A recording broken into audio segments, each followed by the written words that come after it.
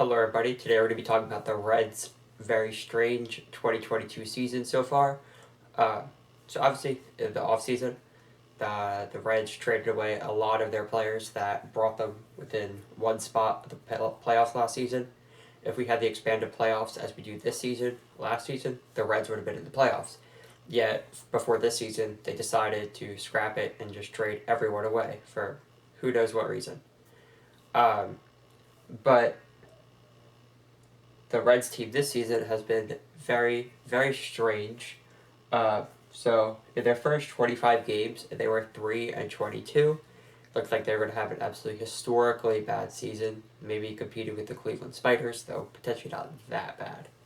Um, so in their 3-22 stretch to open up the season, they had a negative 89 run differential, which over 25 games, that means they're losing every game by almost 4 runs. That's insane. Um, and then within those 22 losses, there was an 11-game losing streak and a 9-game losing streak, which is obviously what's bound to happen when you only have 3 wins. And since one of those wins was on the first day of the season, um, those 22 losses were split among 2 wins.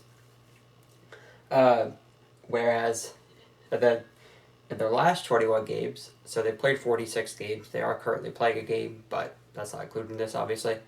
So in their last 21, they're 13-8 with a positive 38 run differential, and they have a 4-game winning streak and a 3-game winning streak.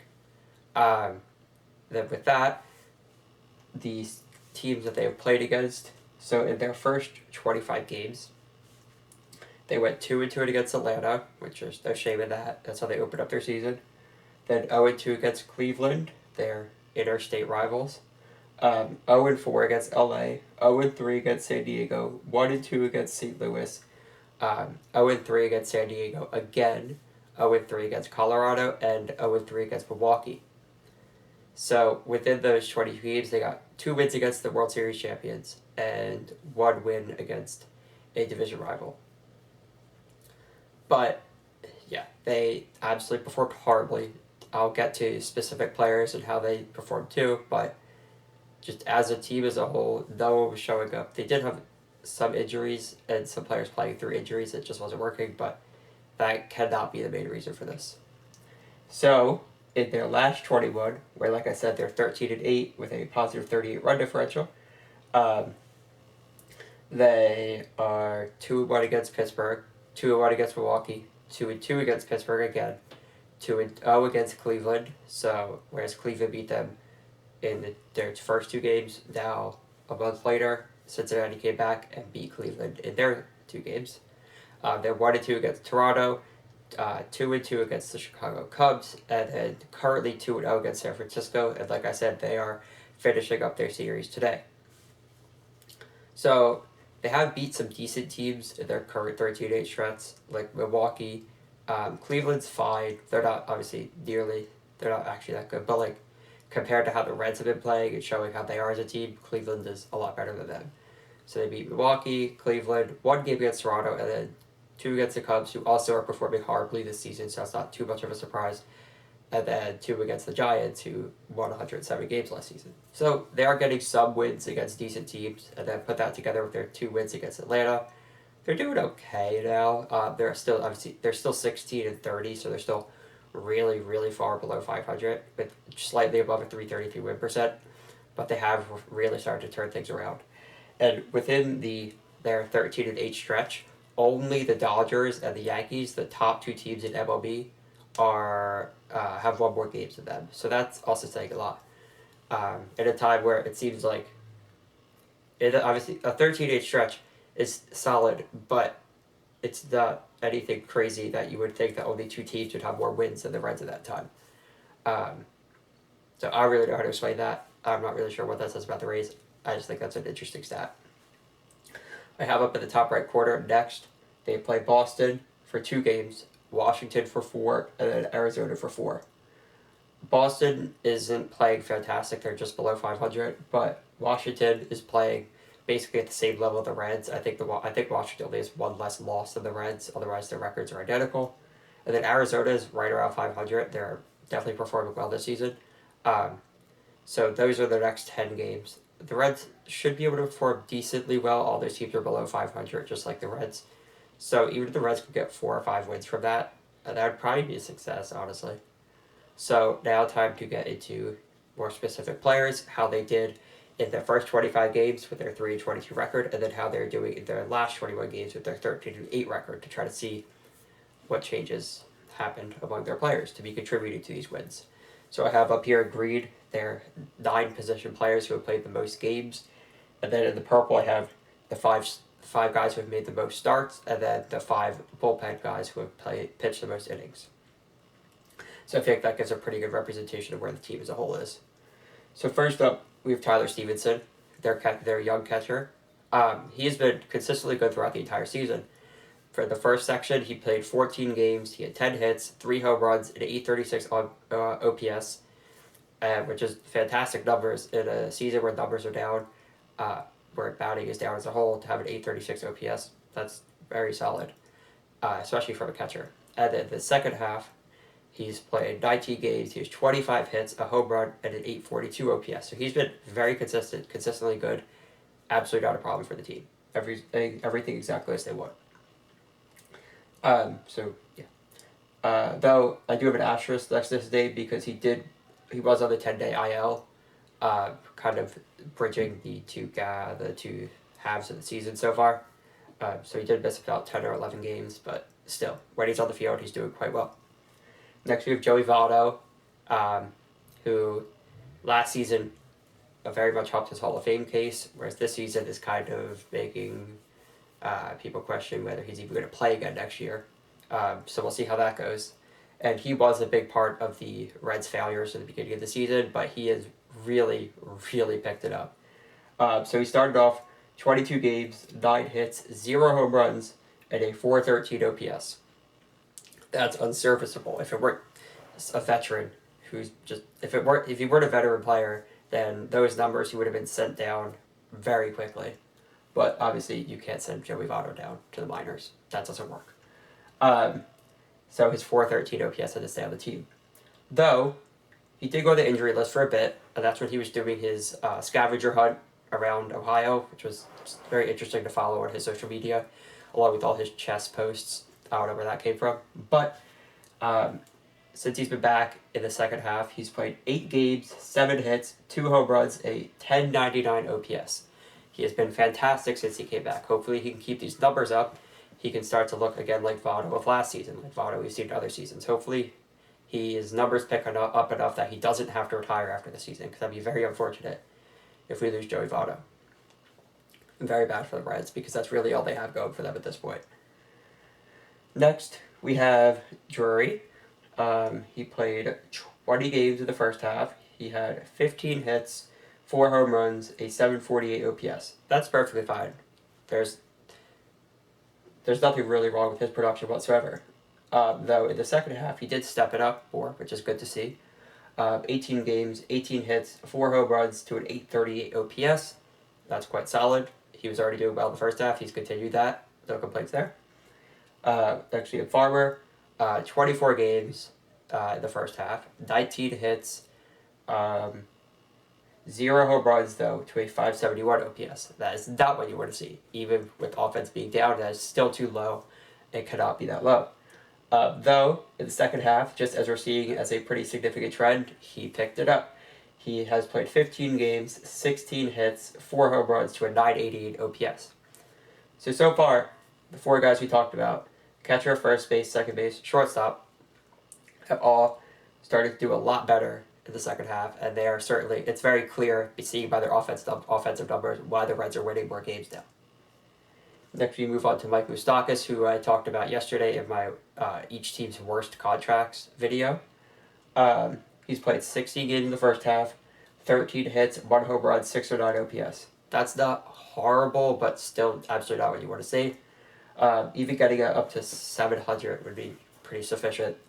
Though in the second half, he did just that. 17 games, 11 hits, 2 home runs, 714 OPS. So now we're seeing 5 guys in a row who all had a clear improvement in their game. Obviously, Stevenson's was already up there, but yeah, So now we have the entire infield has improved their hitting. Exactly what you want to see. I don't know what's changed, whether something in the locker room clicked, there was a coaching breakthrough. I don't know. Something obviously changed when your entire infield went from most of them not hitting well whatsoever to all having very solid numbers, clearly causing the team to win more. When we move to the outfield, some of the numbers are not as fantastic.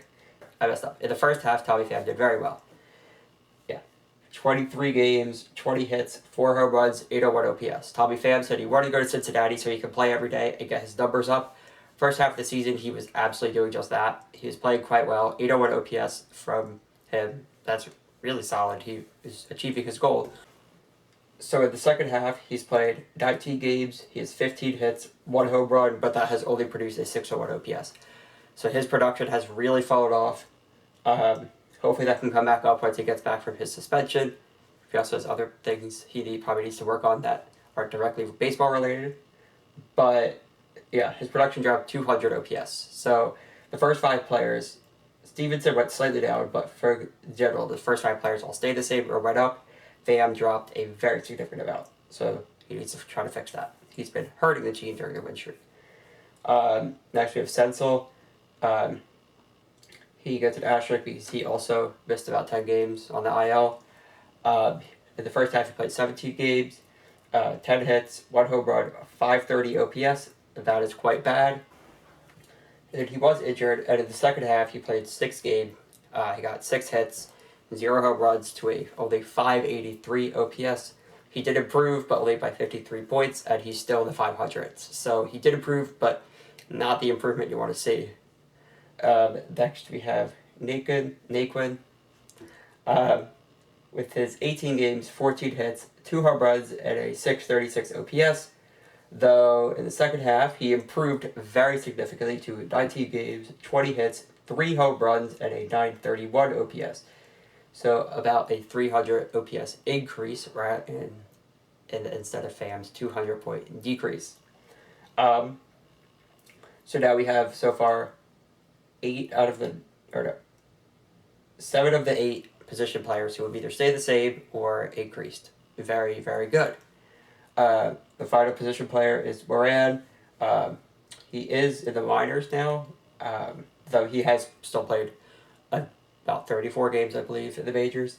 So 17 games in the first half, 8 hits, 0 home runs, and a 474 OPS. That is extremely low. I don't need to tell you that. 17 games in the second half, 11 hits, 4 home runs, 767 OPS. So even though his production significantly picked up in the second half, and his OPS is actually pretty solid now, he was still sent down. Which, I don't know. We'll see how that works out. On to the pitchers. So you have Malley, who has made 6 starts. He has in the first half, he made 6 starts to a 7 ERA, but a 3.26 FIP, which is just showing he got extremely unlucky in his starts. His FIP should not be that much better than his ERA. Obviously, some difference, like a point, is understandable, but that's a large difference. So that 7 ERA is probably not even his fault.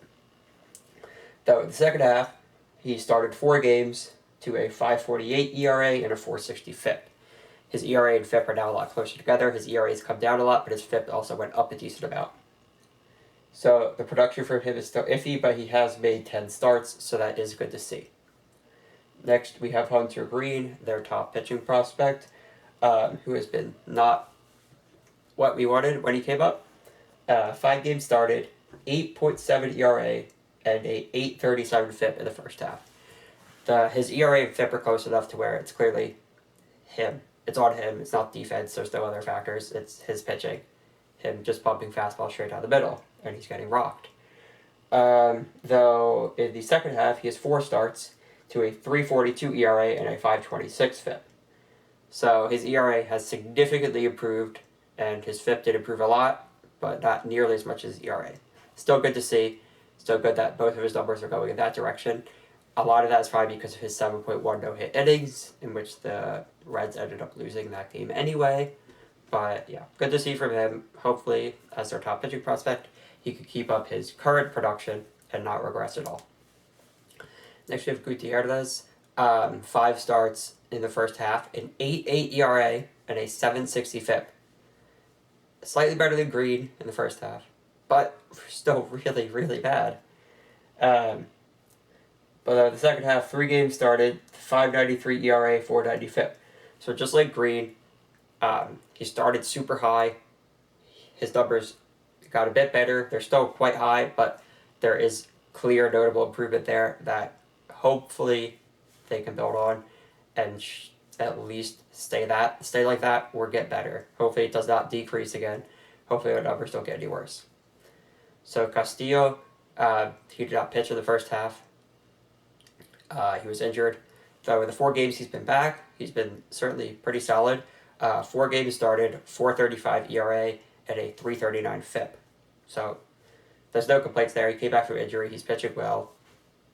He's going decently deep in every game, 5 or 6 innings for coming back from injury. So that's fantastic. And then San Martin is kind of the opposite of Castillo. He did pitch in the first half and not the second half. So in the first half, he made 5 starts to a 13.7 ERA. That's ridiculously high. Like I think his last start was 0.2 innings. I think 6 earned runs, which obviously inflated that a lot. But like that's just insane. To a 6.76 FIP. So his ERA is still way higher than his FIP. Even though his FIP is really high. So a lot of that high ERA is probably contributed to defense, but his FIP is still high enough anyway to where he's not too serviceable. And he has not pitched in the Reds' second half in their 13-8 stretch.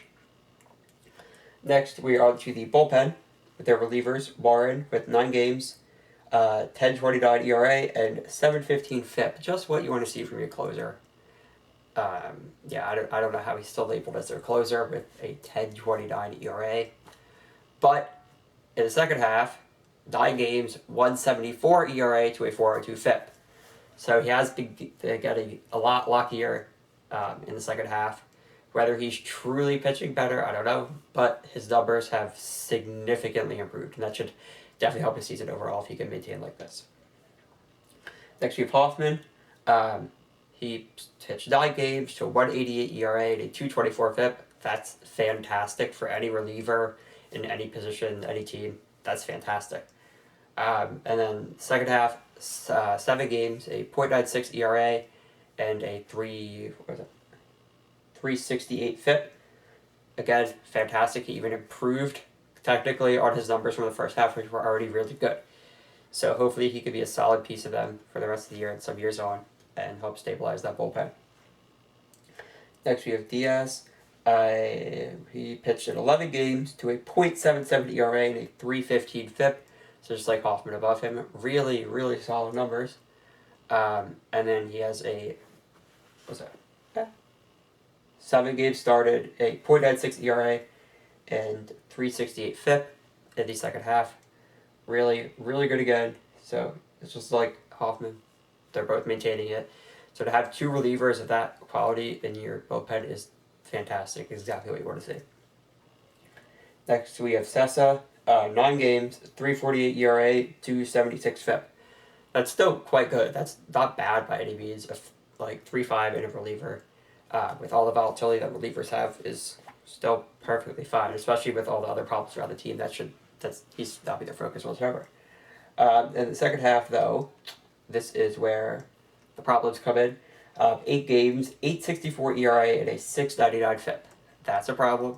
He needs to get back to whatever he was doing in the first half to make him successful. And then finally, we have Strickland. 11 games, 6.75 ERA, 6.99 FIP. And it did improve a lot in the second half. 7 games, 3.86 ERA to a 2.58 FIP. So, across the board as a whole, the overwhelming majority of the batters have significantly improved in the second half. There's clear reason that their offense has improved that much. And their run differential has gone from negative 89 to 38, making it in total a negative 51 differential. But that improvement is fantastic and really good to see. And their hitters are clearly directly causing that, for the most part. And their pitching has generally improved in the second half. Even the pitchers with super high numbers, like Green and Gutierrez, they've come down a bit. They're certainly pitching better. There's hopefully, honestly, this plan doesn't work out because I do hate what the Reds are doing. I hate that they just traded away everyone when they were one spot away from the playoffs, and if they just added a big free agent or two, they could have pushed even harder. So in a way, I hope that the Reds plan doesn't actually work out. But if they go back to doing poorly, maybe they'll get a good draft pick, an exciting player will go there. But again, in baseball, it takes years for draft picks to actually play the majors. So I don't know. I'm not really sure what their plan is at this point. The owner, at least publicly, said he still believes in them. Whether that's true or not, I'm not sure. Just cares more about the money, getting people in seats. I checked their attendance. Their attendance is actually still really solid for the team's performance. So it's not even like the owner can be hurt by attendance numbers and how he's not getting that money that way. He's saving money on not having expensive players, and he's also getting still solid attendance. So at this point, there's really no reason for the owner to change what he's doing, which is unfortunate, but that's how it is. So thank you for watching. I will see you next time.